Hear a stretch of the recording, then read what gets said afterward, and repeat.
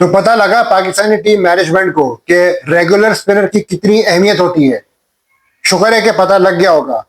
आज जिस तरह अबरार अहमद ने तबाही मचाई है, उधेड़ के रख दिया पूरी south African middle order batting lineup को। इसी चीज की जरूरत थी। हमें जो प्रॉब्लम आ रही थी वो यही आ रही थी यार कि मिडिल ओवर्स में पाकिस्तान विकेटें नहीं ले पाता है। तो मिडिल ओवर्स में जब विकेटें मिली पाकिस्तान को, तो पाकिस्तान ने आज के मैच में कम बैक किया, और वो भी उस टाइम पे जब पाकिस्तान को अशद जरूरत थी। साउथ अफ्रीका ने टॉस जीता, टॉस जीत के खुद बैटिंग का फैसला किया। 72 रन की पार्टनरशिप जुड़ी in between Quinton de Kock and Pretorius. तबाही मचाई सलमान अली आगा ने। प्रिटेरियस की पहली विकेट ली और उसके बाद टोनी डिजोर्जी की।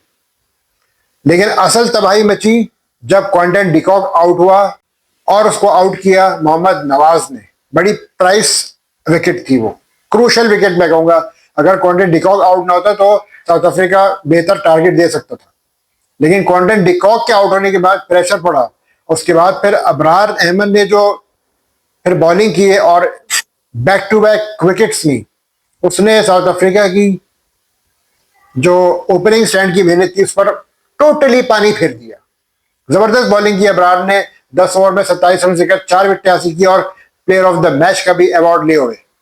अब कोई ये सवाल टीम मैनेजमेंट से पूछे कि आपने अबरार को सेकंड ओडीआई में क्यों ड्रॉप किया था। अगर मैं बात करूं कि अबरार अहमद को ड्रॉप करना ही था तो आप फैसल अकरम को चांस दे रहे थे। ऐसा ही है ना।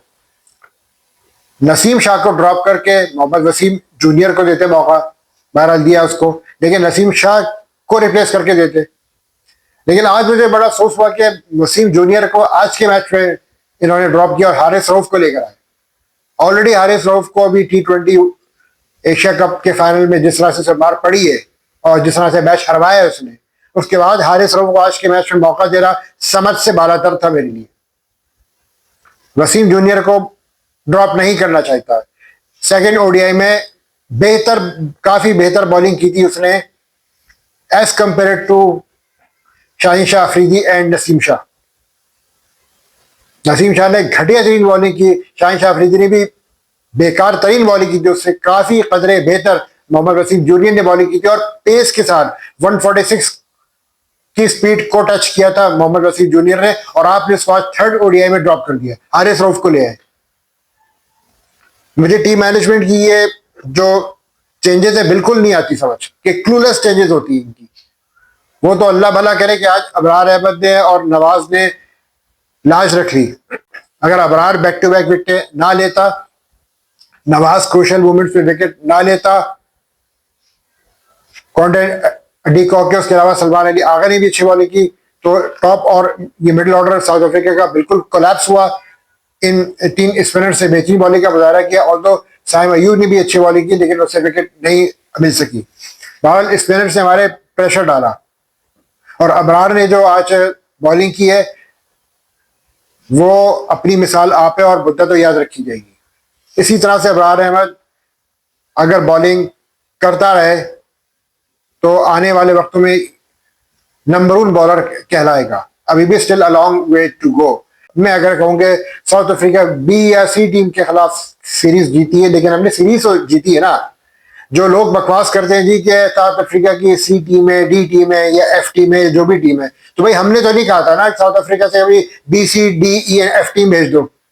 उन्होंने खुद ही भेजी है। तो अब उनको भी अंदाजा हो गया होगा कि अगर आप अपनी B C D and F team भेजोगे तो उसका हाल ही ऐसा ही होगा। बिल्कुल सही ट्रीट किया पाकिस्तान ने साउथ अफ्रीका की C D E and F team को। आज इसी तरह से हराना चाहिए था। 1 साइडेड मैच जीता है आज पाकिस्तान, सिंगल हैंडेडली हराया है। 37.5 ओवर्स में साउथ अफ्रीका को 143 पे ऑल आउट किया, और पूरा टारगेट पाकिस्तान ने सक्सेसफुली 3 विकेटों के नुकसान पे 25.1 ओवर्स में चेस कर लिया। साइम अयूब ने जबरदस्त बैटिंग की, बॉलिंग भी वो लड़का अच्छी कर रहा है, और साथ में आज उसने बैटिंग भी बहुत जबरदस्त की है। ठीक है, मैं तो हालांकि उसकी बॉलिंग के खिलाफ हूँ कि यार के उस पर, क्योंकि वजह इसलिए कि उस पर प्रेशर पड़ जाता है, क्योंकि मेन जॉब उसकी बैटिंग है, बॉलिंग नहीं है। लेकिन आज उसने बैटिंग में भी प्रूफ करके दिखाया है। 77 रन बनाए। ऑल्दो आज फखर जमान आते ही दूसरी गेंद पर आउट हो गए थे, बर्गर के हाथ तो बन कबाब बनकर। आई थिंक फखर जमान, मुझे समझ नहीं आ रहा कि इतना इनकंसिस्टेंट क्यों हो गया है। इसको कंसिस्टेंट होना पड़ेगा वरना अपनी ये जगह खो देगा। मुझे अफसोस हुआ आज कि फखर जमान बिल्कुल नहीं चल पाया। सेकंड ओडीआई में भी ये बगैर कोई रन बना आउट हुआ था। आज मुसलसल ये दूसरी डक नसीब में आई फखर जमान के। वो तो फिर अल्लाह भला करे कि साइम अयूब ने फिर जिस तरह से स्टार्ट लिया और फिर बाबर आजम ने भी अच्छा साथ निभाया। अनफॉर्चुनेटली आज बाबर आजम रन आउट हो गए। Well, I feel sorry for Babar Azam the way he was performing, और अपनी इनिंग्स को जिस तरह से वो बिल्डअप कर रहा था। 27 रन उसने बना लिए थे, लेकिन जिस तरह से वो रन आउट हुआ मुझे यकीन नहीं आ रहा था कि that was a touch and go. और बहुत ही बस स्लाइड जरा से मार्जिन से उसका बैट रह गया और 19-20 का फर्क था। बाबर खेलता अगर बैट कैरी करके जाता तो बहुत अच्छा होता, लेकिन बहरहाल उसकी किस्मत बहुत ज़्यादा इस वक्त अप एंड डाउन चल रही है, हिचकोले खा रही है। और बाबर को अब अल्लाह ताला से रुजू करना होगा स्पेशली, और बाबर आजम को अल्लाह से दुआ मांगनी होगी कि मुझे या अल्लाह मेरी परफॉर्मेंस में कंसिस्टेंसी ला, क्योंकि अपनी ज़िंदगी में आपको अल्लाह ताला को शामिल करना पड़ता है। जब तक आप अल्लाह ताला को अपनी ज़िंदगी में शामिल नहीं करेंगे आप कामयाब नहीं हो सकते। ये बात जहन में रख लें। इंसान खुद कुछ नहीं कर सकता, जो करता है अल्लाह करता है। इंसान सिर्फ कोशिश करता है, उसको अपनी ज़िंदगी में अल्लाह ताला को शामिल करना होता है। मेरी बाबर आजम से ये दरख्वास्त है कि भाई आप अल्लाह ताला को अपनी ज़िंदगी में शामिल करें और अल्लाह ताला से लॉ लगाएं, अल्लाह ताला के करीब जाएं और मांगे अल्लाह ताला से कि मेरी परफॉर्मेंस में कंसिस्टेंसी ला या रब। क्योंकि इट्स हाई टाइम के ओडीआई में बाबर आजम बिल्कुल भी परफॉर्म नहीं कर रहा, और तीनों ओडीआई में बाबर परफॉर्म नहीं कर पाए। आज सुनहरी मौका मिला था लेकिन वो रन आउट हो गया। बहरहाल साइम अयूब ने ज़बरदस्त बैटिंग की, अच्छा साथ निभाया। बाबर आजम के साथ भी फिर रिजवान और साइम की भी अच्छी पार्टनरशिप लगी। सलमान अली आगा ने फिर कड़ाकेदार विनिंग शॉट मारा। पाकिस्तान ने फिर 25.1 ओवर में टारगेट भी चेस कर लिया। तो that was an all round performance by the Pakistan side. और इस तरह की जो वन साइडेड विक्ट्री थी वो हम चाह रहे थे पाकिस्तान से कि ये क्लिनिकल परफॉर्मेंस चाहिए पाकिस्तानी टीम से। इसी तरह की परफॉर्मेंस हम चाह रहे थे कि पाकिस्तान परफॉर्म करे और इस तरह से हराए अगली टीम को, ताकि अगली टीमों को भी पता लगे यार कि no, Pakistan is not a non serious team. Pakistan को अब सीरियसली लेना चाहिए। आज के मैच के बाद दुनिया क्रिकेट को ये मैसेज क्लियरली चला गया है कि पाकिस्तान को हल्का नहीं लेना है, सीरियसली लेना है। तो ये अच्छा साइन है पाकिस्तान टीम के लिए। आज की जीत मिली और शाहीन शाह अफरीदी को बतौर कप्तान फर्स्ट टाइम उनको ओडीआई की कप्तानी का मौका मिला और अपनी पहली ओडीआई सीरीज में शाहीन शाह अफरीदी ने ये 2-1 से सीरीज कामयाबी से समेट ली। तो बहुत बहुत मुबारक हो शाहीन शाह अफरीदी को भी। बहरहाल Shaheen Shah Afridi as a bowler तो इतने सक्सेसफुल नहीं रहे, उनको अपनी बॉलिंग में भी काफ़ी ज़्यादा मेहनत करनी पड़ेगी। सेकंड ओडीआई में शाहीन शाह अफरीदी ने बहुत ही ख़राब बॉलिंग की थी along with Naseem Shah. Mohammad Wasim junior, I feel very sorry for him. उसको आज के मैच में शामिल होना चाहिए था। उसको ड्रॉप करके हारिस रऊफ को लाना मेरी समझ से बरातर था कि ये किस बेवकूफ़ का फैसला था कि हारिस रऊफ को आज आपने शामिल किया in place of Mohammad Wasim junior. तो बहरहाल रेगुलर स्पिनर का होना कितना ज़रूरी है ये आज लग पता गया होगा हमारी टीम मैनेजमेंट को। इसी तरह से पाकिस्तान परफॉर्म करता रहे कंसिस्टेंटली और आइंदा आने वाले मैचेस में, अब चूंकि ओडीआई सीरीज श्रीलंका से है, 3 ओडीआई मैचेस की सीरीज, तो wish Pakistan team the best of luck.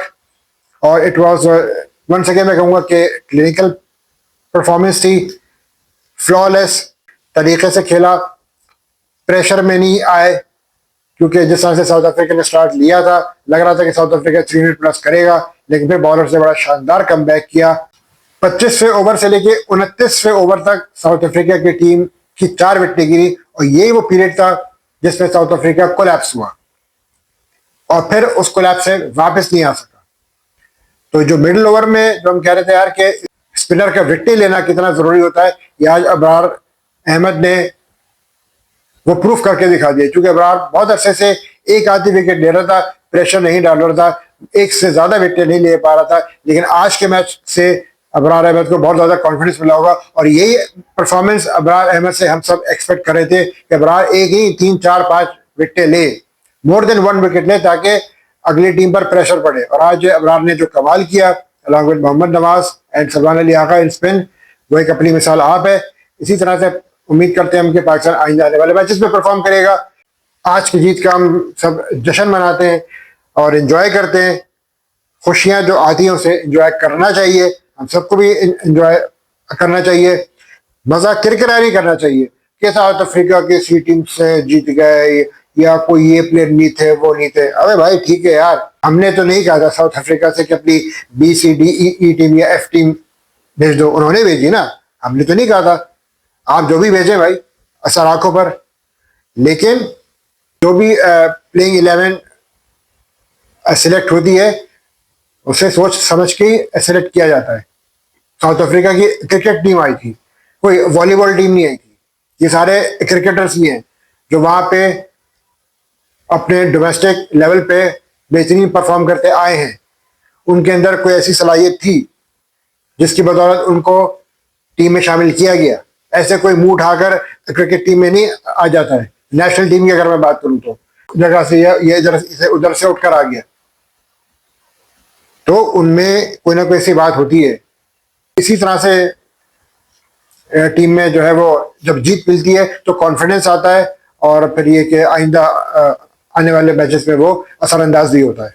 So well done Pakistan and wish you all the best of luck for the upcoming series.